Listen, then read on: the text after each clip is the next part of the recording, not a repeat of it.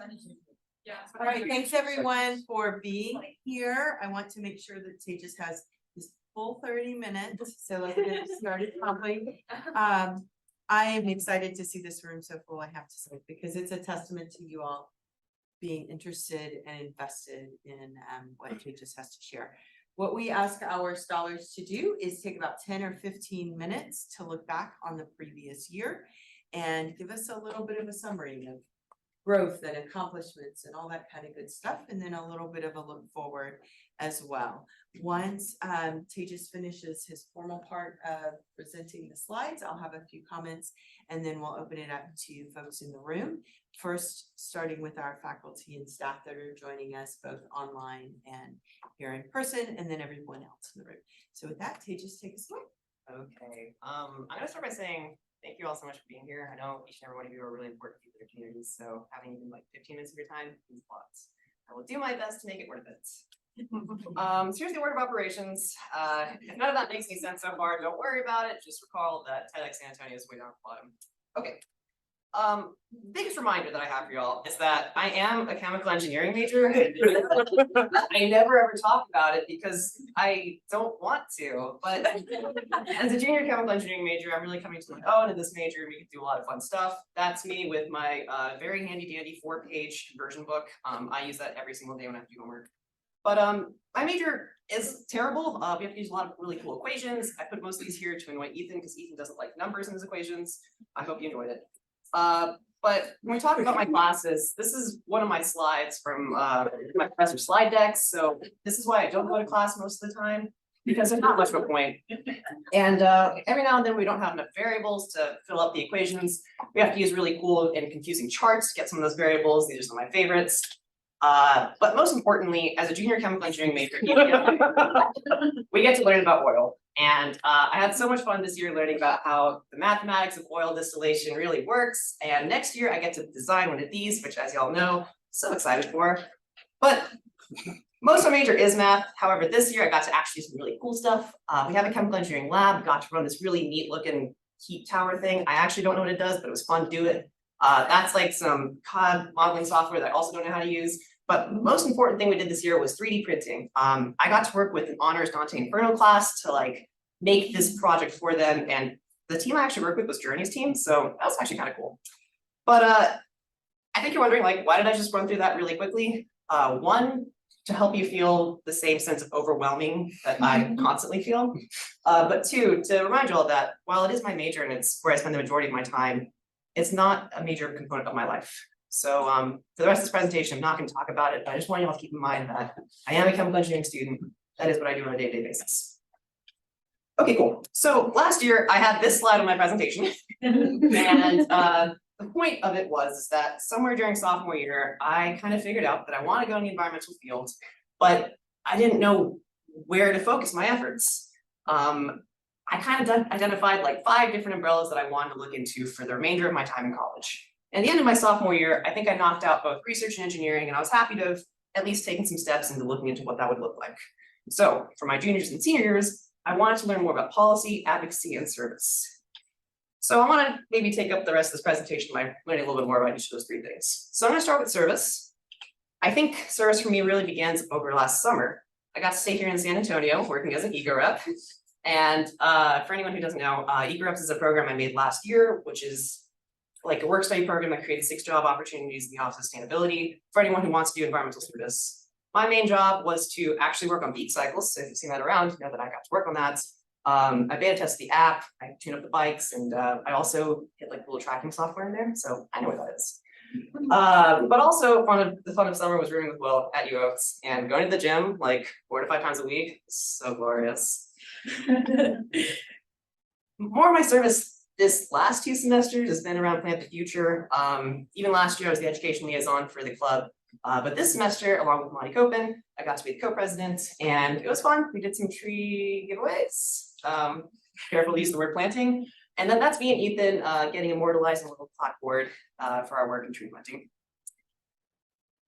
Advocacy. Okay, cool. So because I just happened to talk to Gina Tangelo, one of my favorite professors in the whole wide world, I got to go work with CPS Energy and SAWS to, I guess, run this panel they do this yearly thing where they invite some 600, 700 students from across San Antonio to come to the Tobin Center, show them a documentary about smart water, energy, that type of stuff. And they bring on a bunch of students on the panel to discuss what that looks like as like a career option. That's the first time I've ever talked to that many people at once. And what was scary is I was the most senior person on that panel. And so it was really strange being the oldest. Everyone else there was a high school student.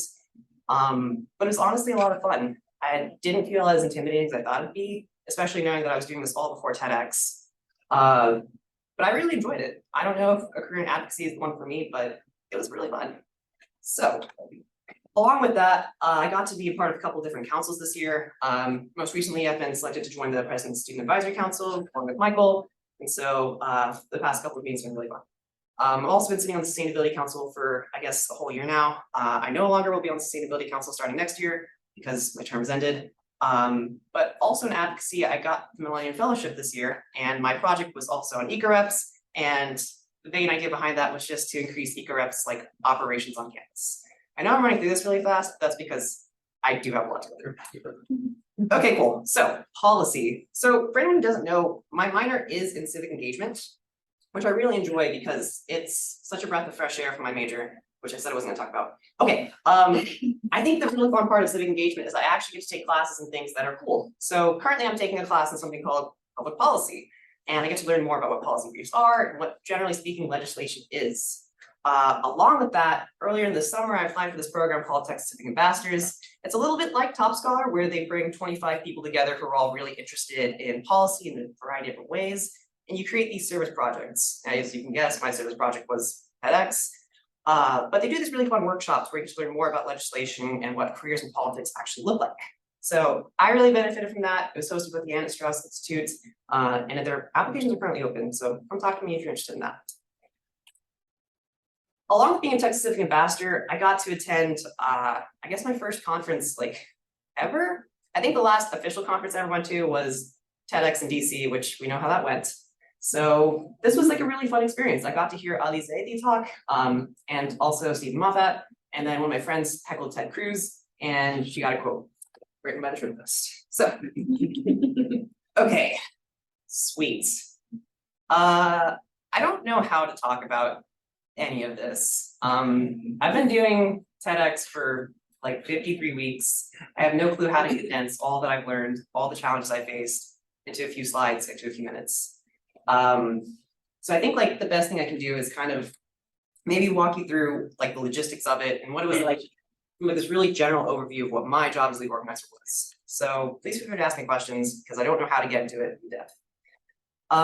So on April 4th, 2022, because of Christy and Ethan and a lot of other people, I was able to receive enrichment funding to go to Washington, DC to attend this TEDx event called TEDx HB11. I did not go there with any expectations of like enjoying the event, but I really did. And that led to me a whole year and 10 days later getting to be on that stage. But more importantly, I think it really starts with the people, and TEDx San Antonio didn't start until a really simple email introduction that led to all of this. Yeah. So let's get into like a little bit of like the nitty gritty. So the name of the event was TEDx San Antonio, or Too Hot to Handle, and it really was this two-pronged attempt at trying to strengthen the environmental pipeline. The first prong of it was all about our speakers. That's us during TechRun. It was really funny and silly. The speaker's job was meant to just expose the audience to like what issues even exist. The second prong was all about the Idea Lab, and that was to kind of show that even though those problems exist, there's ways to kind of solve them, and there's things you can do about it in your own life. So that was the overarching idea. I'm really big on accessibility. Don't worry, this has like a lot of words on this slide. I actually ripped this straight off of something else I already used. But the most important part is that we were trying to get 300 students, educators, and like, I don't know, just people to show up to this event. I wanted to make it super accessible because that's something I really care about, which is why we offered free tickets, a free virtual stream, free lunch, and free snacks. Because that's what I wanted. And I really fought for that, and I'm happy we were able to do that. So now I kind of want to talk a little bit about what the organization looks like behind the scenes. So there's really 4 committees, and the first committee starts off with a sponsorship committee, headed by Madeline Morales, who you might recognize from the college tour. Madeline and I started working together in the summer. Most of our job was trying to contact people to get money from them, honestly, because all TEDx events are not for profit. And so it's really this community funding that needs to go into this to create this event for the community. We talked to a lot of people. I was having calls literally every hour of the day. And even when I was in India, I was up at 2 or 3 a.m. having phone calls with CEOs and like business people who I just had to talk to. In the end, we were able to get all the money we needed to pay for the venue, the catering, the video production, and it was a lot of fun. The sponsorship committee also comprised of Jade, and Jade, Madeline, and I got to work on the Idea Lab over there in the top right picture. That's us assembling it like April 12th. Super duper fun. This is the communications committee, along with like the whole sponsorships aspect of this. It's about getting people to actually show up and letting people in the community know it's going to happen. Catherine was the chair of this committee and she knocked it out of the park. Sorry, Catherine de Guzman, not to confuse you. She knocked it out of the park. She made so many flyers to put on social media, just talking to a lot of people. We got an essay report article written about us. We had multiple TV ads, and that's one of my favorite flyers I have stuck in my wall on my room. And then Catherine Wilson joined on later on at the events to be our photographer. So most of the images here are actually hers. But marketing really did knock it out of the park. I know these numbers like seem really pretty, but we sold out on in-person attendee registrations. The auditorium was supposed to seat 300 and we got 350 registrations, which yeah, okay, shame on me for overbooking, but like, I'm happy that we got that. I think the total statistics is we had just north of 150 people actually show up to the event. And honestly, that makes me really happy. I don't care that we didn't get 300 people. What I did care about is that 350 people had the interest to even register. And so that means a lot to me. And also we had 150 people decide to, register online. And these numbers really do look super duper pretty. I swear that's just how they are. I'm not faking it. But the biggest part of the event, right, is the speakers. Because there are two audiences to a TEDx event. Firstly is that synchronous in-person or like virtual, the one that you see for the very first time, those TEDx presentations. But the second part is the recordings. Once those TEDx speakers present, they take the recordings, put them on YouTube, and anyone can see them for years to come.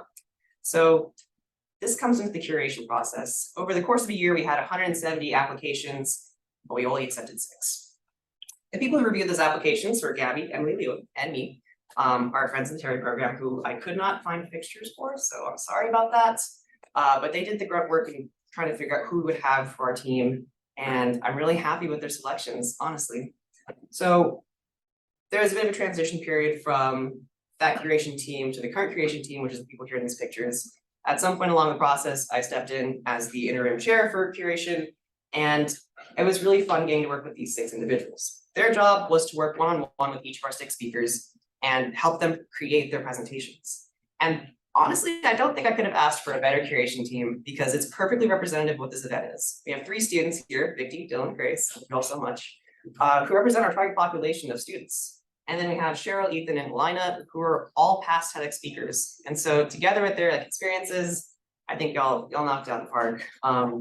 It was a lot of fun getting to be the interim chair, as much as it was a lot of stress. But I think I really enjoyed the experience. To really bring it home, we have a logistics committee. They made the event happen, like legitimately. Like everything you saw in the auditorium, outside the auditorium, was because of all the volunteers the logistics committee put together. Mark Anthony was the chair for this committee. Brandon, who's here, was our volunteer wrangler. Both of them together, I felt so confident. Like honestly, I was so Like I was stressed about so many things, but knowing that you were someone I get to work with, I felt super calm because I don't know, Brandon, if there's another person in this room who's done more volunteering than you. And that's saying a lot, like a ton. So I'm really grateful that I got to work with you, and yeah, I'm happy we did it. So the last kind of thing that I needed to set up, like my big job, I guess, as the organizer was to run a show. This Excel probably looks really simple. It's a minute-by-minute breakdown of what the actual event was supposed to look like. I sat on this Excel for 6 or 7 weeks. Like I could have knocked this out in 15 minutes. But I had to go through so many checks to make sure that everything I was writing was fine. Everything that was okay was going to be approved. It just took forever. And what I'm trying to really display here is that even though I was the lead organizer, it's not like I'm always calling the shots. I have to work with so many people to make sure that everything that we do is feasible, it's proper, and it's up to par. Yeah, this really weighed on me. I didn't finish this until the week of the event, which, yeah, but this is me after the event. I still don't know all the things that I've learned. It's been like 14 days and I still haven't had the time to fully digest like all the life lessons I've gotten from it. Because there were a million challenges. I don't think I thought the event was gonna happen until like the 14th when we had a tech run. I got to see all the speakers get on stage, do their talks, and like I was getting on stage, and at that point, I hadn't prepped the script. I didn't prep a script actually at all. And that was evident. But I don't know. I don't think I'll ever have the opportunity in my life to do something like this again, where I get to work with so many people that I know. I think I learned a lot about leadership this year, and I was lucky to have that opportunity with people I could trust, put my faith in, and learn to delegate. Because I truthfully don't know all the details of the event. I left at 3 p.m. Brandon, Dylan were there till like 6, 7, 8 p.m. doing cleanup. Like I didn't even know that they were doing that. And I think for me, maybe this part of leadership was understanding that I can't micromanage every single aspect of this event, especially over the course of a year. I just can't. My brain's not big enough to hold all that information, and it doesn't need to. There's just so much more I can say too about like its impact, the communities I got to meet, the positive effects. I think like I don't know. There's like a million things I want to talk about, but I just can't. And so I'll just do my best to wrap it up here and bring us back to that original, I guess, question. So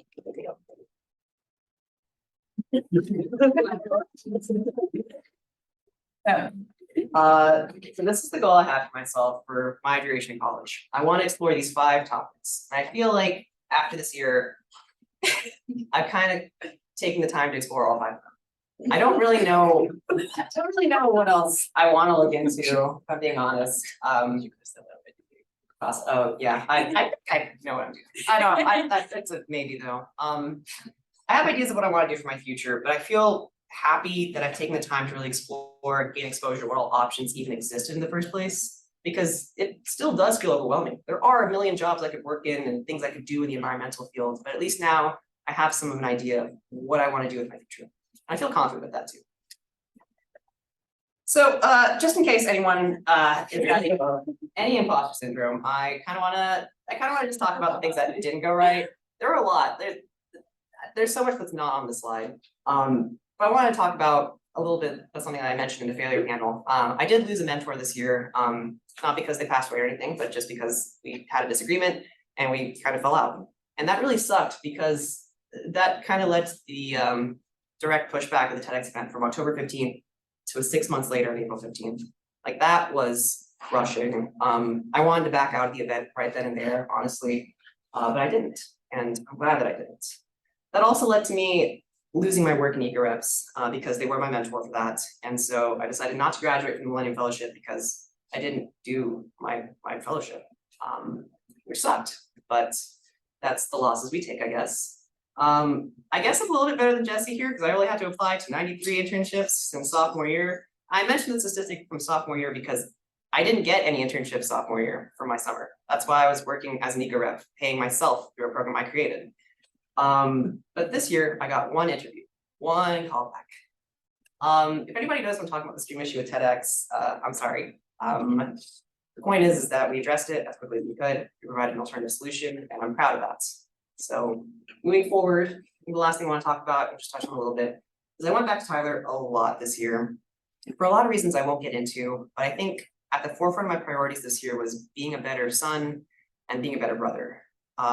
This semester in particular, I went back 7 times in the last 14, 15 weeks, and that's a 6-hour drive one way. So you can do the math, but I didn't have very many breaks at all this year. And so I'm really looking forward to putting behind this year for me and looking to the summer. But a couple of good stuff. I'm now a regular at Summer Moon Coffee. I go there often enough. It's great, unless you get the matcha, which sometimes is good. I did get to see the positive effects of EcoReps and TEDx, which was really nice. It was like, hey, I've made an impact to my community. I'm proud of that. I also bulked. Okay, so last end of year presentation, I stood here weighing 133 pounds. This week I clocked in at 152. I've been weight my whole life, and it takes so much for me to gain any weight. So big thank you to Will for taking me to the gym like every single week. And I know this isn't important to anybody but myself, but I did drop the best disc golf round in my life. Could make me really happy. Okay, so finish off this presentation. Looking ahead to the future, the one interview that I did get was actually 2 interviews, and that was with Ernst & Young and the Climate Change and Sustainability Services Division. And I got the job. So I will be I'll be in Boston, Massachusetts this summer, working in climate change consulting. I have no clue what I'm actually gonna be doing. We'll find out, but I'm looking forward to it. A little bit later in the summer, I'm gonna get to go to Costa Rica with Patrick, Jordan, AC, and maybe a few others. I'm really looking forward to that. And looking ahead to the next year, I will be involved with TSSO as the executive director. And with that, I want to end on one last little, like, I guess, preachy statement. I think the biggest lesson I did learn this year was how to match my actions with my priorities, with my values. And I think there's a lot of like benefits and lessons I've learned from doing that I want to talk about, but I think for me, it's just been not feeling bad about myself, not feeling like angry or mad or upset that I mess up or do something, because if I do that alignment properly, then I am being true to myself and I'm doing the things that I actually want to do. These photos are the people in my life, and I wanted to put them here because they are my highest priority. I think the value that I did come to the conclusion of like what is my greatest value is being capable enough to take care of the people in my life. And I'm just some of y'all. I guess like you can probably tell what's going on in all the photos, but I will highlight this one down here. That represents 60% of the people I knew growing up from ages 10 to 18. My friend of 10 years is getting married, and he asked me to be his best man. I got to speak a little bit at his wedding, and it was super fun. And that's Monty putting me out of my misery. Anyway, me saying goodbye, and with that, thank you all so much for being here. It's my presentation.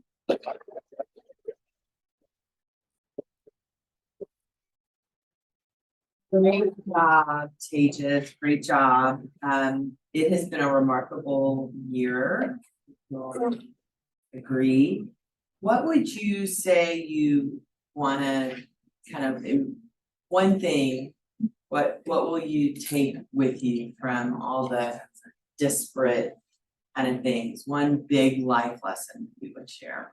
I think you should always full send it. Like, this is your life. Be bold. I mean, it's the, of course, everything's going to come at a cost. And I think through sacrifice, it will help you figure out where your priorities really lie. And I think like if you do feel down, like under, and like you're always reacting to life rather than like leading it and like being on top of things, that's okay. I felt that every single step of the way. I don't want anyone to think that I knew I could do all of this, because I didn't. I never felt I could do any of this. But I also want to say, I think what's really important is that you keep talking to people, regardless of what your career is. It's about building communities, and so don't neglect the people in your life.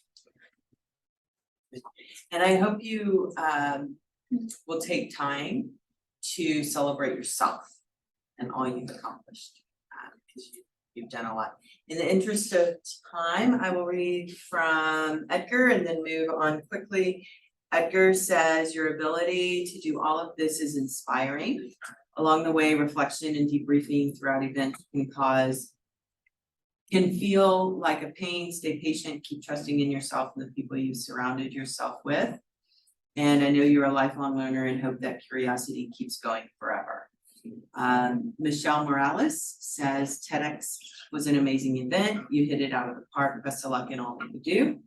Audie says, congratulations, Tejas. It's amazing to see how much you've done and all the work you put into organizing TEDx. You're an inspiration.